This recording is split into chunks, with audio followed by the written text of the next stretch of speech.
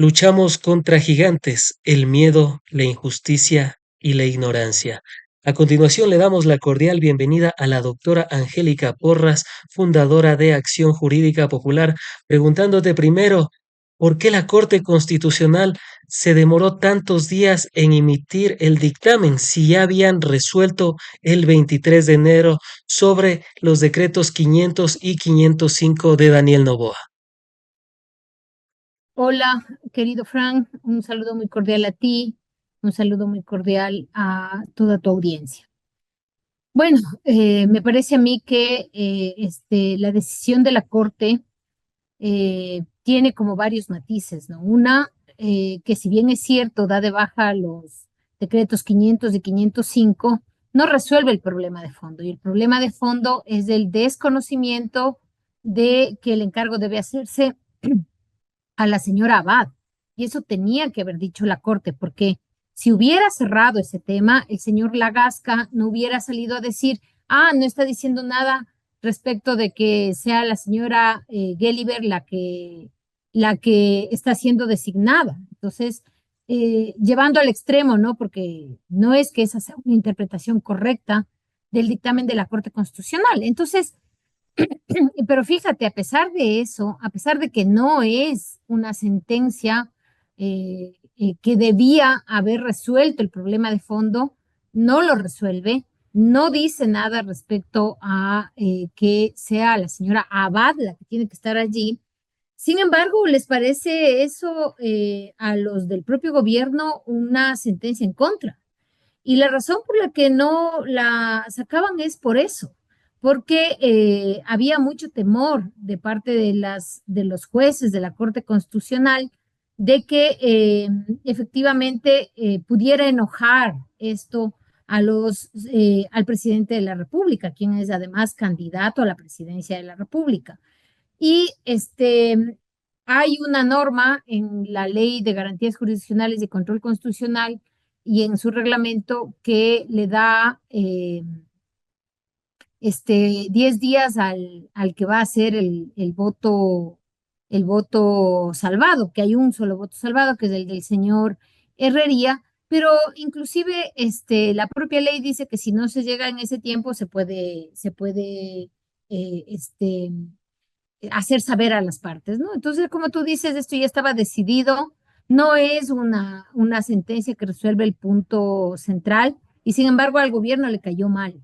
¿Y por qué le cayó mal? Porque en plena campaña política hay como muchos desaciertos, exageraciones, arbitrariedades de parte del presidente de la República y esto confirmaría que los decretos 500 y 505 son arbitrarios aunque no resuelve el problema de fondo. Entonces, por eso que se ha demorado la Corte en sacar, porque fíjate que hay casos en los que se demoran 3 días y no debería permitirse, que es una sentencia pequeña, ni siquiera es una sentencia grande, hay sentencias que son gigantes en la Corte, pero es una sentencia pequeña.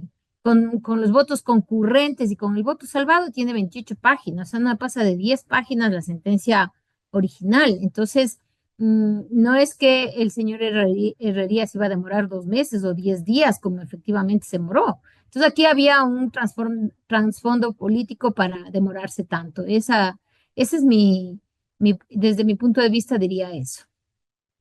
¿Por qué la Corte Constitucional se baja o le tumba los decretos 500 y 505 de Daniel Noboa? Bueno, básicamente dice que son inconstitucionales y es interesante esto porque eh, dice, fíjate que el argumento de la presidencia de la República, a ver, recordemos de esto primero, empecemos por ahí. El 500 y el 505 le designan, le encargan, la palabra es le encargan la presidencia a la señora Gelliver. Y se demanda la inconstitucionalidad. ¿Qué es la inconstitucionalidad? Es el análisis o la comparación de esta norma inferior, que sería un decreto, con las normas constitucionales. La cuestión es que el argumento de la presidencia de la República es que estos decretos no son con efectos generales y tanto la Constitución como la ley señalan que el control abstracto de constitucionalidad, o sea, la acción de inconstitucionalidad, solo cabe sobre normas o actos administrativos con efectos generales. Entonces, el argumento de la presidencia de la República es que esto no tenía efectos generales porque estaba designando a una persona.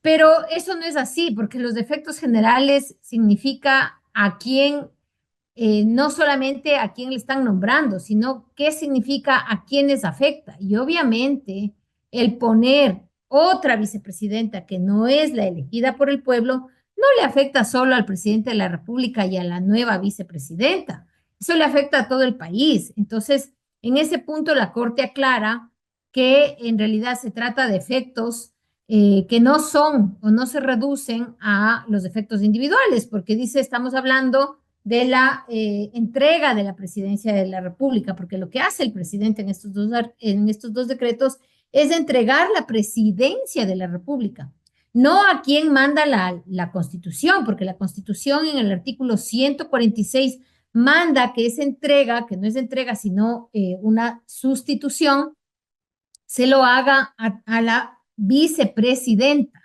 es decir, a la señora Abad. Entonces, lo que hace la Corte Constitucional es decir que esta entrega que hace el presidente a la señora Gelibert es inconstitucional porque se hace con decreto. Entonces, ahí la Corte se queda totalmente a medias y a mí me parece que eso no es casual y tampoco es inocente, Por porque eso la es que no Corte se nombra, por eso es que no se pronuncia sobre los decretos 494 y 512 que precisamente encargan la presidencia a Cynthia Gelibert. pero sobre todo por el 494 me parece que es en el que le designan por primera vez. Sin embargo, verás, yo creo que si hubiera una mínima inclinación hacia el respeto a la democracia por parte del Ejecutivo, o sea, del presidente Noboa, bastaría con esto, porque en este caso, por supuesto que la Corte se lava las manos, no profundiza, no aclara, sabiendo exactamente, porque no es ninguna torpe. No, sabe perfectamente lo que pasa, sabe perfectamente que le están desconociendo a la señora Abad, que es la vicepresidenta, le están desconociendo a ella el derecho que tiene de sustituir al presidente de la República según el 146, pero no va más allá. ¿Y por qué no va más allá?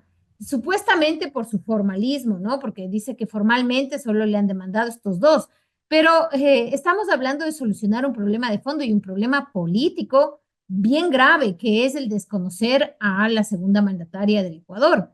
Entonces, A la por eso Corte, no se pronuncia el 494. a la Corte Constitucional hay que sacarle con cuchara las palabras, o sea, hay que desmenuzarle o hay que explicarle como a un niño pequeño, Corte Constitucional, estamos en un grave problema. Hay dos vicepresidentas, por favor, resuélvenos este tema con punto y coma. O sea, hay que explicarle como a niño a la corte de lujo. Yo diría que la Corte, como siempre, actúa tarde, mal y nunca. Porque fíjate tú, yo me pregunto si en este caso, porque aquí está clarísimo, me están diciendo, vea, por lo menos eso me dicen, no puede entregarle con decreto a la señora Gelibert la presidencia, porque lo que hace Daniel Noboa es encargarle la presidencia, no la vicepresidencia, la presidencia. Claro. En el 494 le nombra a ella como vicepresidenta, pero tiene la señora Abad una sentencia en la que dicen que es ella la vicepresidenta. O sea, no hay por dónde perderse. Lo que pasa es que la Corte está comprometida y está comprometida con el Ejecutivo. Si no, no se entiende que, por ejemplo, en el caso del allanamiento que se hizo al Consejo de Participación Ciudadana y Control, se lo haga en su nombre, porque dice la Corte que ha señalado que si hay una situación jurídica consolidada y que por esa razón el haber nombrado luego al señor González por parte del Consejo, de la mayoría anterior del Consejo de Participación Ciudadana y Control Social, podía, porque todavía no se ha pronunciado al respecto, ni se pronunciará, podía haber causado o haber sido una violación de orden de autoridad competente. Eso fue aprovechado por la Fiscalía que trabaja en directa conexión con la presidencia de la República, porque así es, la señora Diana Salazar ha trabajado con Lenin Moreno, ha trabajado con el señor Lazo y ahora con el señor Novoa.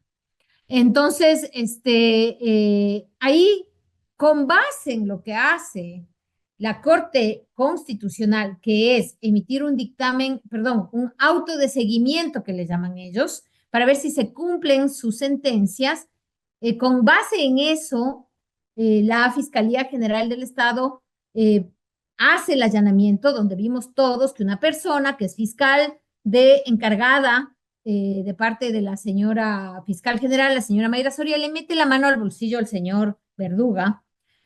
Yo quiero preguntar, y les pregunto a los oyentes, si ustedes creen que con este dictamen la fiscalía va a decir, vea, señor presidente, usted sigue nombrando, sigue dejando mediante decreto a la señora Gelliver, encargada de la presidencia de la República. Yo me pregunto si con esto van a allanar. Nunca jamás. Entonces, ¿cómo es que se utilizan dos varas distintas? Si hay mucha más violación de derechos en este caso, en este incumplimiento que hace el presidente de la República, es más, ya salió su ministro a decir, no vamos a cumplir. La Corte básicamente nos ha aplaudido, dice, porque no dice nada de que no sea Gelliver, no dice nada de que, solo dice que no podía hacerse por decreto. Eso es lo que dice el señor Lagasca. Entonces yo me pregunto si la señora fiscal no va a hacer uso de lo mismo que hizo en el caso del Consejo de Participación Ciudadana, para que te des cuenta que esto no es una cuestión de leyes, es una cuestión de a quién me someto o no. Y la Corte Constitucional está enteramente sometida al Ejecutivo. Esto lo hubiera hecho antes y lo hubiera podido hacer mejor, pero no, deja las cosas así, porque precisamente yo no sé por qué, puede ser por temor, puede ser porque efectivamente coinciden con la ideología del presidente de la República, coinciden con su concepción opuesta a la democracia, coinciden con que el país debe ser solamente gobernado por élites y no democráticamente. O sea, no te sabría explicar, pero lo que sí está claro es que hay un compromiso de la Corte Constitucional con el Ejecutivo. Bajo este contexto y todo lo que ya hemos abordado, doctora, está justamente las palabras de José de la Gasca que dio en una entrevista con FM Mundo. Y voy a leer parte de aquello donde el ministro de Gobierno, José de la Gasca, aseguró que se deja intacto el encargo de la vicepresidencia a Cynthia Gelibert. Pidió también leer bien y completo, ni tampoco solo la parte resolutiva de la sentencia de la Corte que tumba los decretos 500 y 505 de Novoa, y dice que la Corte ha dicho es que no puede delegar vía decreto. Tampoco nos ha dicho que la señora Helibert no es vicepresidenta. O sea que al final de cuentas, si es que hacen Daniel Noboa un cierre de campaña este día jueves, si ya no tiene que hacer el decreto para designar a Helibert como, como presidenta encargada, prácticamente simplemente tiene que decir, me ausento un momento, Helibert ya está dicho que ella es la presidenta encargada. Eso es lo que dice prácticamente la Corte Constitucional, o sea, la interpretación de la Gasca es correcta. Yo te diría que no es correcta si se la haría de buena fe, porque si bien es cierto, la Corte, a propósito, sostengo yo, deja estos vacíos, porque es cierto que la Corte no dice nada de la designación de la señora Gelliver. Lo que dice es que no podía encargarse la presidencia por dos razones. La una, porque no puede encargarse estas funciones que son exclusivas, sino que ese encargo no existe en la Constitución y lo que existe en el artículo 146 es la sustitución, la subrogación de parte de la vicepresidenta o del vicepresidenta ante la ausencia temporal o definitiva del presidente de la República. Entonces, en esa parte, me parece a mí que es importante aclarar qué significa esa parte, que es la parte medular. O sea, dice, vea, usted no puede encargar la presidencia por decreto. ¿Por qué no puede encargar por decreto? Porque ya está en la Constitución cuál va a ser el proceso de sustitución. Y en la Constitución no te dice que está permitido que tú designes al vicepresidente, sino que va a ser quien es vicepresidente, quien ha sido elegido vicepresidente. Entonces, incluso a pesar de que esta sentencia está llena de hoyos, no es posible la interpretación que hace el señor Lagasca, porque lo que está diciendo la Corte Constitucional es no se puede encargar por decreto. Pero ¿por qué no se puede encargar por decreto? Porque la Constitución establece cuál es el mecanismo de sustitución. No está diciendo, vea, yo ya reconozco que cualquiera sea vicepresidente. Si el mecanismo reconocido en la Constitución es, me sustituye la persona elegida en las urnas como vicepresidente. Pero además dice, no se puede encargar porque son funciones exclusivas del presidente de la República, entonces yo no voy a encargar a cualquiera o entregar a cualquiera. Por eso es que la norma constitucional establece a quién. Entonces la interpretación que hace el señor Lagasca es absolutamente impresentable. Otra cosa es que la Corte no se haya arriesgado como debió haberlo hecho. Debió haber dicho, señores, esto significa que la persona elegida en las urnas es la única que puede sustituir al presidente de la República. Punto. Una línea más y se acababa la discusión. Pero la deja abierta y no es Entonces es por algo tonta. ambiguo, es algo Claro, ambiguo. La Gasca lo interpreta a su conveniencia, pero no es que eso haya dicho la Corte Constitucional. no, absolutamente, no dice eso para nada.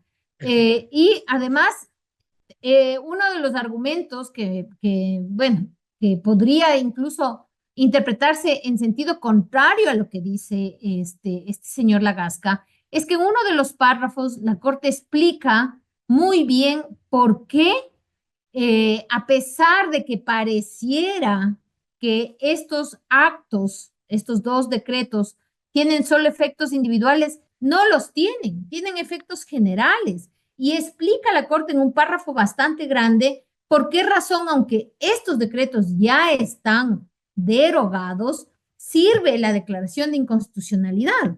Esto fácilmente me lleva a entender que los otros decretos que se dicten en este mismo sentido también adolecen del mismo problema de inconstitucionalidad, pero no de inconstitucionalidad solo por haber encargado a otra persona, por haber encargado a quien no manda la Constitución. Eso dice en el fondo el argumento de la Corte Constitucional. Lo que pasa es que al haberse ahorrado una línea, no comprometerse con los derechos, no con ningún partido político, sino por no comprometerse con los derechos, tenía que haber dicho, eso significa que la única persona habilitada para sustituir al presidente es la señora Verónica, y eso no lo hace. Entonces, por eso es que permite este tipo de interpretaciones totalmente traídas de los cabellos, ¿no?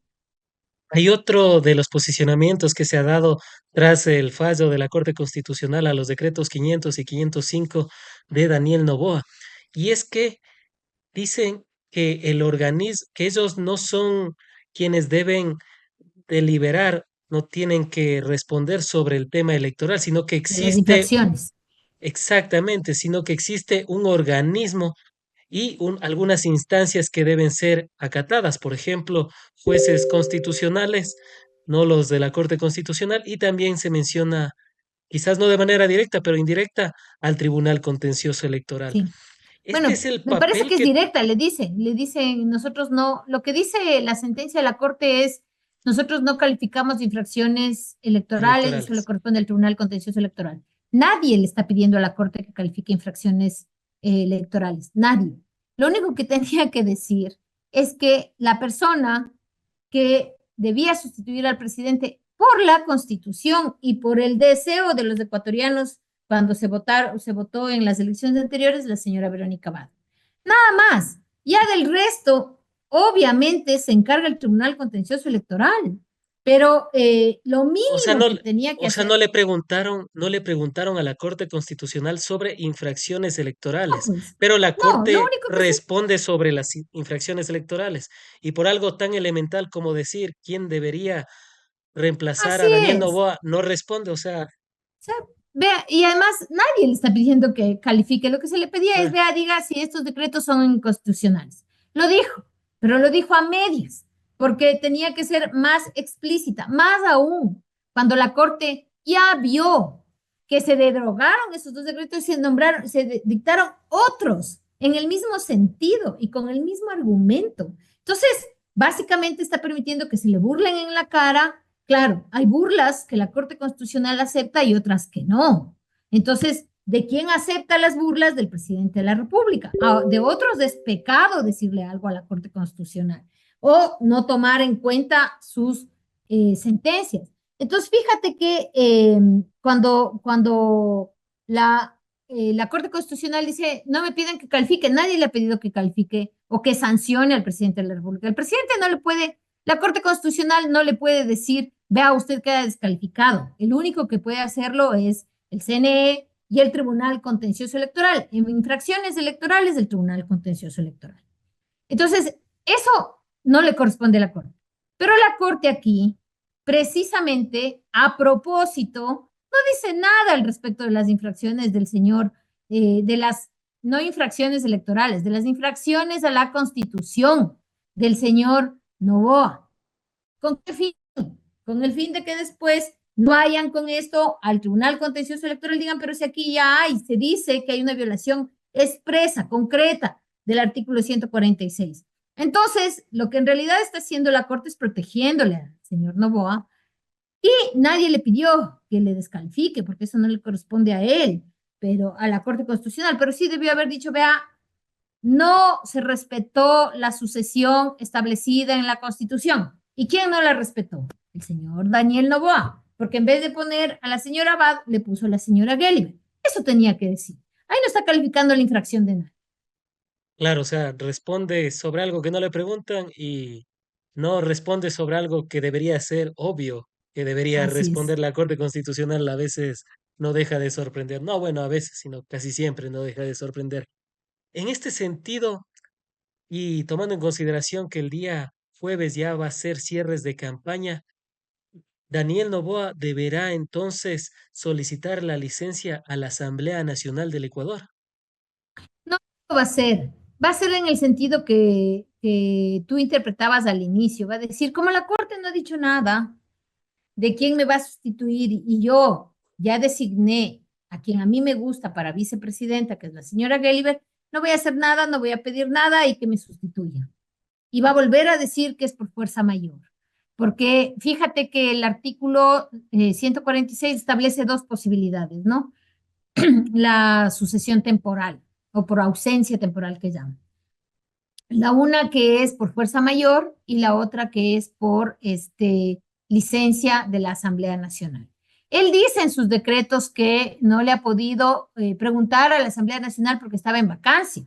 Ahora ya regresó. Veamos qué le dice. Y lo más chistoso, lo más terrible, yo no sé cómo eso no puede ser observado por la Corte Constitucional.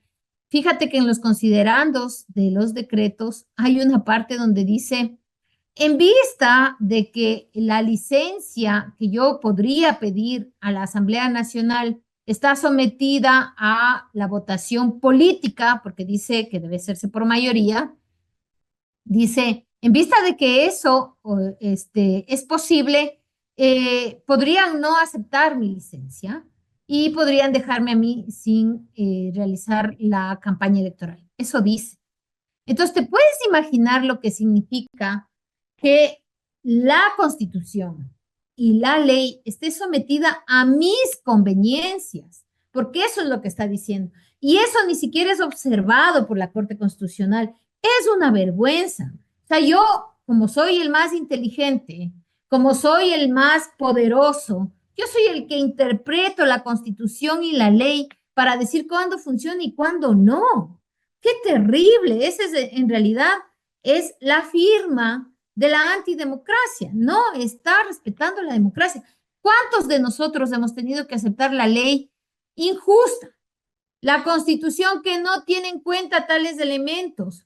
Pero es la ley, pues, es la constitución. Y con esas condiciones nos toca jugar. Por eso es que a veces se juega en condiciones inferiores. O sea, se juega con condiciones no para ganar. Y a este señor le parece que la Constitución está mal, que no ha dicho completo, entonces se interpreta como quiere. Terrible. Y de esa criolla Imagínate. pura.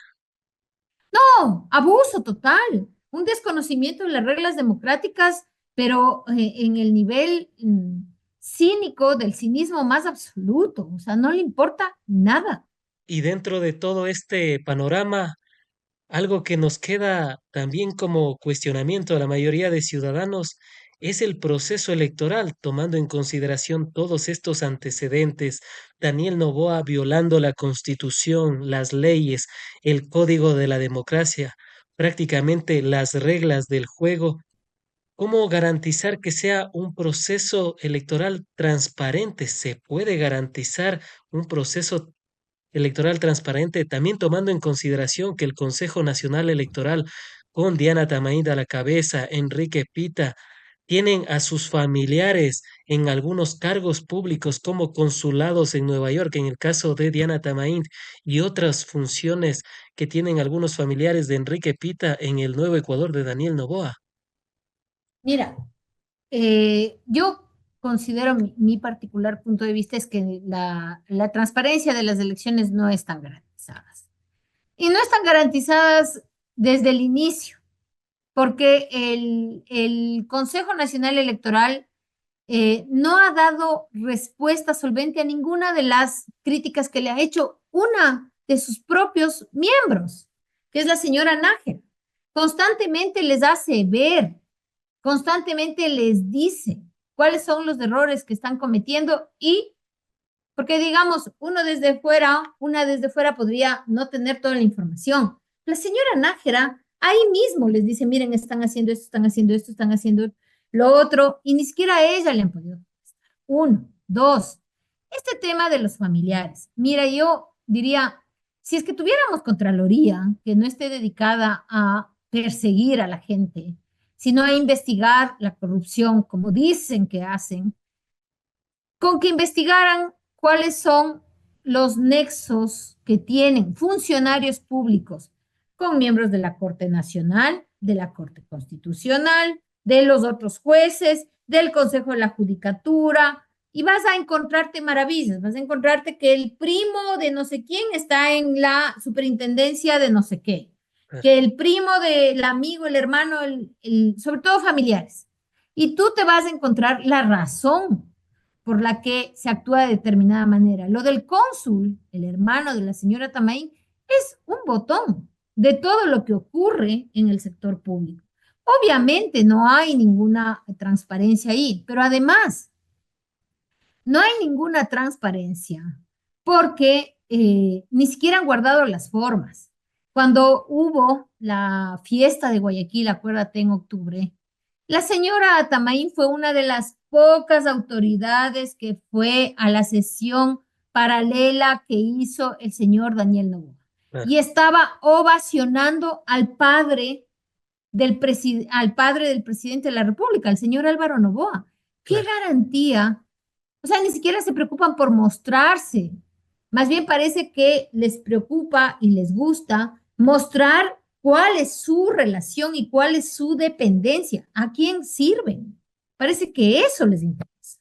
Entonces, a mí me parece que el papel del Consejo Nacional Electoral, el papel del Tribunal Contencioso Electoral, con muy pocas excepciones, con personas que hay que mencionar como la señora Nájera en el CNE, y no voy a decir de quién estoy hablando en el Tribunal Contencioso Electoral, porque es un amigo cercano, pero hay excepciones. Sin embargo, todo lo demás es realmente vergonzante, porque no solamente que hacen las cosas para favorecer a alguien, para no llamarle la atención cuando está violando la ley, sino que además parece que les gusta que se les vea justamente en esa actitud servicial, en esa actitud de servicio, no al país, sino al presidente de la República, a los intereses de quien gobierna desde el Ejecutivo del Ecuador.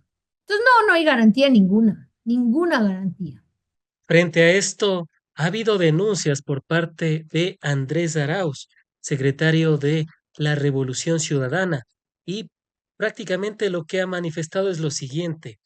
Nos ha llegado graves alertas de intentos de manipulación del proceso electoral el día domingo 9 de febrero. Dos, nos ha llegado información de gravísimas operaciones de bandera falsa y ataques con inteligencia artificial que se darán esta última semana, incluyendo desde cuentas identificadas como Somos Semilla, que han sido intervenidas desde el CIES FJ de la presidencia. Esto podría llegar a darse, incluso también se había manifestado de de un centro paralelo de las Fuerzas Armadas para hacer el conteo de votos. Angélica, ¿esto es permitido? ¿El Consejo Nacional Electoral puede permitir este tipo de cuestiones por más Fuerzas Armadas que sean también? Bueno, en realidad todo eso es inconstitucional y es delictivo. O sea, no solamente que está prohibido por la Constitución, está prohibido por la ley, está prohibido por el Código de la Democracia, sino que además se constituye en delitos. Los procesos de bandera falsa ya se hicieron en las dos elecciones anteriores y obviamente también se hicieron en esta, porque el allanamiento y el robo del celular del señor Augusto Verduga tuvieron una intención de culpar a los señores de una relación con RC para intentar manchar la campaña de RC. Entonces ahí ya están en acción los procesos de bandera falsa. Es la primera aclaración que hay que hacer y van a seguir. Pero ahí también hay que decir una cosa. O sea, ahí sí hay una buena responsabilidad de los votantes. Ya nos hicieron lo mismo cuando estuvo de candidato Andrés y culparon y dijeron que tenía financiamiento del ELN. ¿Y en qué quedó ese proceso? En nada. Después dijeron en las elecciones anteriores que al señor Villavicencio habían sido responsables de su muerte los correístas, el correísmo, Rafael Correa, el expresidente. ¿Y en qué quedó eso? En nada. Es más, se ha ido descubriendo que si alguien no tenía que ver con eso, eran ellos, hasta los propios familiares han cambiado de quién es el culpable. Tampoco hay cómo creerlos, por supuesto, porque si fueron capaces de decir, ahora se sabe que según ha dicho un medio digital, que por llamada de la propia fiscal había que culparle a Correa, entonces, ¿qué vamos a creer que culpen a cualquier otro? Imposible, a nadie. Ahora van a hacer lo mismo y ya lo están haciendo. Entonces ahí es responsabilidad nuestra. No hay que dejarse ya, a uno le pueden ver la cara la primera vez, porque sí, uno dice, bueno, o sea, son autoridades, algo tendrán que decir. Pero cuando ya sabes que estas autoridades tienen órdenes de un ejecutivo que lo único que le importa es mantener el poder, no para el beneficio de la gente, sino de sus fortunas, entonces responsabilidad nuestra aceptar semejantes cosas, porque ahora sí es obvio y recontra obvio que todo lo que ocurre en época de elecciones tiene bandera falsa. Primera cuestión. Te- Y sí, adelante, perdón. Antes de finalizar, por lo que el tiempo también ya nos apremia un poco, a modo de conclusión, doctora, ¿qué podemos esperar este día domingo, 9 de febrero? 9 de Oye, enero, 9 de febrero. febrero, febrero. Yo diría que tenemos que hacer un voto consciente. Tenemos que saber que también de nosotros, no solo de los políticos, depende el futuro de nuestro país. Y si elegimos mal, si es que nos dejamos cuentear, es también nuestra responsabilidad. Hay que votar de manera consciente y hay que votar pensando, pensando en el futuro y pensando quiénes son las personas que van a gobernar. Muestras hay, ya está ahí. Entonces no hay ningún pretexto para volver a equivocarse en el voto. Y hay que pelear también. Hay que pelear si es que esos votos pretenden ser arrebatados, hay que pelearlos, porque tampoco pueden a la fuerza imponer lo que ellos quieren y les conviene. Han sido las apreciaciones de la doctora Angélica Porras, fundadora de Acción Jurídica Popular. a quien agradecemos por haber estado en el espacio, seguros de contar con tu participación en futuros análisis, diálogos y debates de la coyuntura nacional. Gracias. Un abrazo fraterno, Fran. Adiós.